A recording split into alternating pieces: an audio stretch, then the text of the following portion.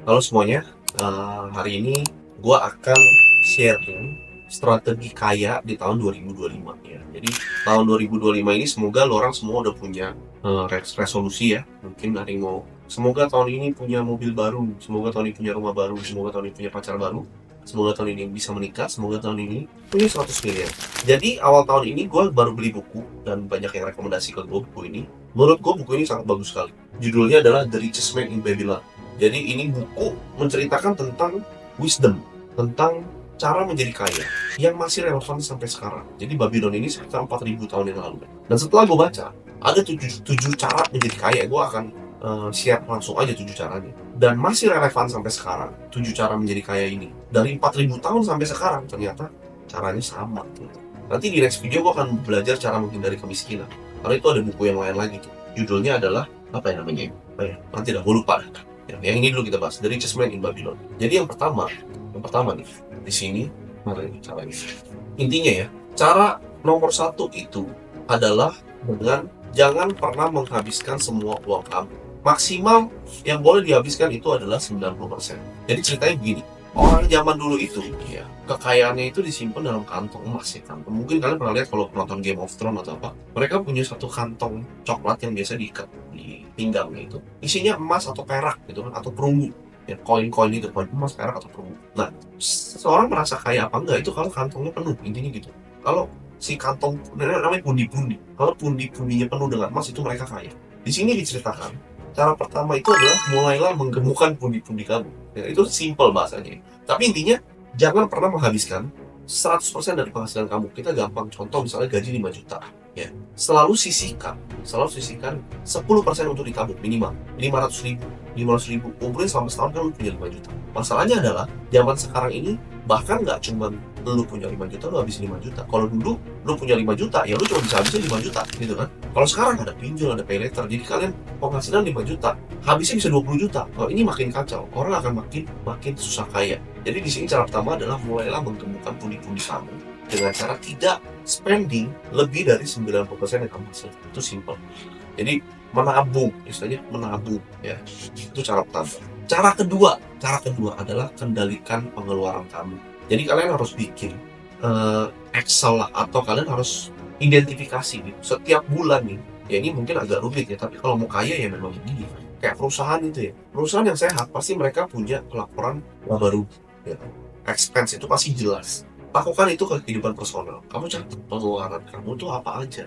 Misalnya bensin, sewa tempat tinggal, makan, entertainment, party, jalan-jalan, ya kan? Kalian bagi tuh. Yang mana yang prioritas, yang mana yang tidak prioritas. Jadi kebutuhan dan keinginan itu dibagi. Yang kalian catat rapi-rapi, hanya spending pengeluaran kamu di tempat yang benar-benar kamu butuhkan. Sisanya disimpan, masuk ke pundi, tadi pundi-pundi. Ya.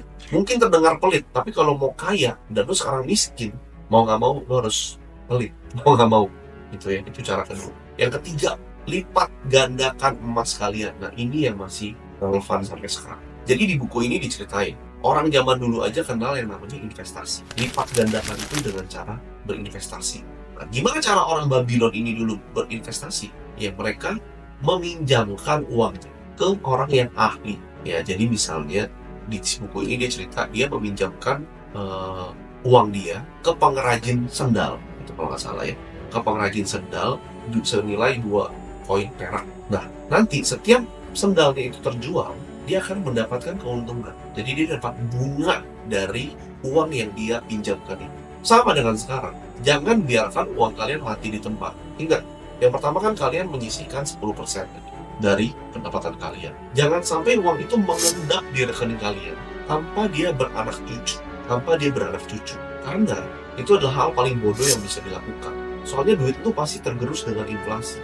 Jadi lipat gandakan uang kalian. At least deposito lah minimum, ya kan? Sehingga dia menghasilkan anak. Nanti bunganya itu juga dibikin berbunga lagi. Jadi bunga berbunga, compound interest. Anggap uang kalian adalah pasukan kalian. Ini berdasarkan buku ini ya, bahasanya supaya gampang dimengerti.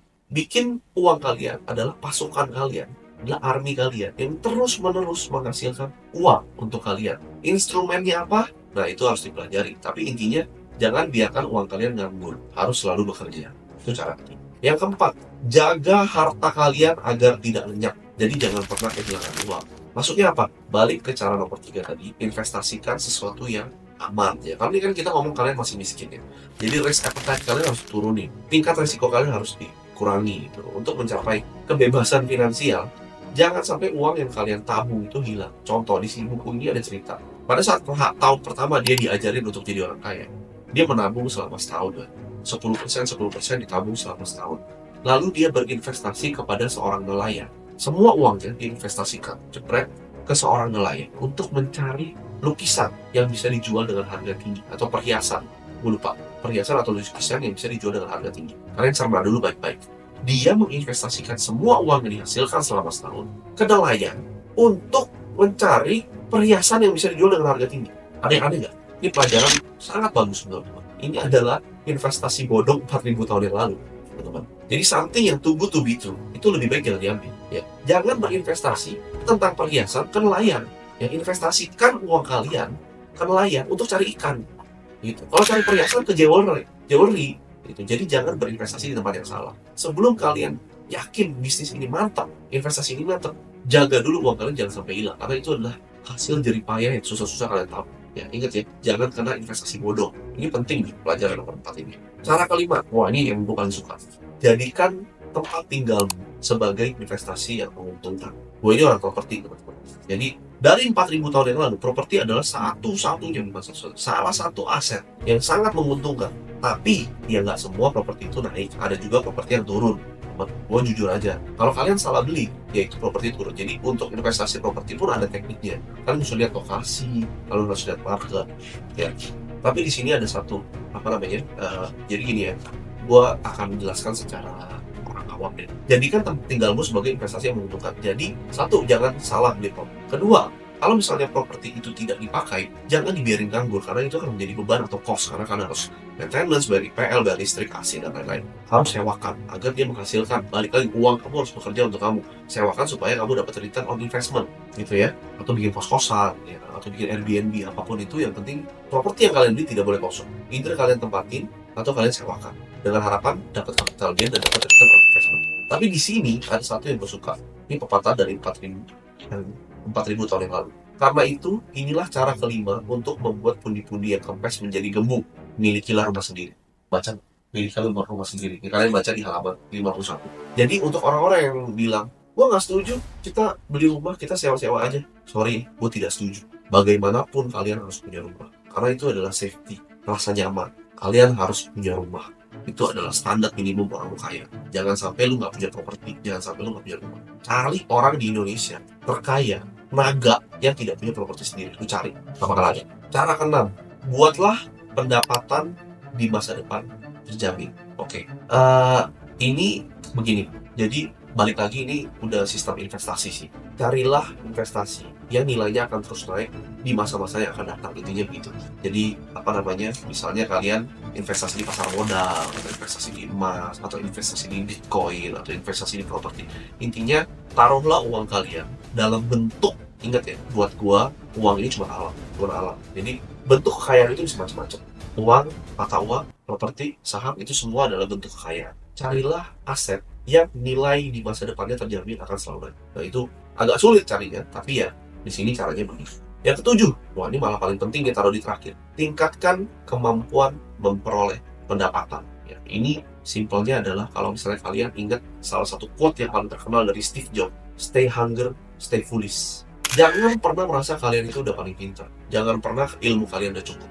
Jangan pernah merasa ilmu kalian udah cukup. Selalu cari cara baru untuk beradaptasi, untuk mendapatkan pendapatan. Jadi supaya kalian punya skill yang baru, karena zaman ini berubah dengan sangat cepat. Mau nggak mau kita harus adaptasi. Cara orang-orang dulu tidak bisa lagi dipakai di zaman sekarang. Itu sudah pasti. Satu hal yang pasti di dunia ini adalah perubahan. Jadi kalau misalnya kita nggak mau adaptasi, ya kita akan cepat atau lambat kita akan balik susah lagi, akan miskin lagi. Contohnya adalah AI lah. Kalian cari tahu sendiri lah. Orang yang tidak mau belajar itu selamanya akan miskin. Apalagi di Indonesia ya. Karena gue lihat banyak banget orang yang tidak punya skill sama sekali. Mungkin karena kesulitan pendidikan atau apa, ya kalian harus mau belajar gitu. Gua aja sampai sekarang, ya gue sih bukan orang kaya ya, biasa-biasa aja. Gua aja selalu baca buku gitu. Gue selalu belajar dari video. Gue nggak peduli orang yang ngajar itu lebih muda, lebih tua nggak masalah. Karena menurut gua setiap orang itu punya cerita, dan setiap cerita itu ada ilmunya. Ya, kita ambil ilmunya aja, karena suatu saat ilmu itu akan berguna buat kita. Ini adalah cara terakhir, tingkatkan kemampuan untuk memperoleh pendapatan. Jadi kalau misalnya kalian adalah pekerja, misalnya kamu adalah admin, atau kamu adalah KOL spesialis, atau kamu apapun, belajar skill yang lain yang relevan dengan saat ini, dengan zaman ini. Saat ini semua orang online gitu ya. Kalian pernah mikir gak, kenapa semua orang kaya sekarang main di digital? Karena duitnya dari sini, teman-teman. Attention is money, follower is money. Mereka udah kaya banget, perusahaan mereka udah gede banget, ngapain lagi mesti eksis di dunia online? Itulah adaptasi. Mau nggak mau kita harus belajar skill baru gitu. Yang udah kaya banget aja kayak Bang Hotman, dia kurang kaya apa? Dia main sosial media, coba kalian main. Buat apa? Flexing enggak, men. Dia mengconvert followers nih, dia mengconvert attention kalian jadi uang. Itu. Jadi industri yang relevan saat ini adalah sosial media, artificial intelligence, cryptocurrency. Ya kalian pelajari itu, pasti kalian ketemu jalan untuk punya skill tambahan yang diperlukan untuk mendapatkan hasil. Oke, gua rasa itu aja 7 cara untuk menjadi kaya. Kalau misalnya kalian bingung, nonton lagi dari awal, atau langsung baca aja nih buku dari Richest Man in Babylon. Gue sangat merekomendasi, ini bagus, mudah dicerna. Ya semoga kalian tambah pintar. Sampai jumpa di video berikutnya.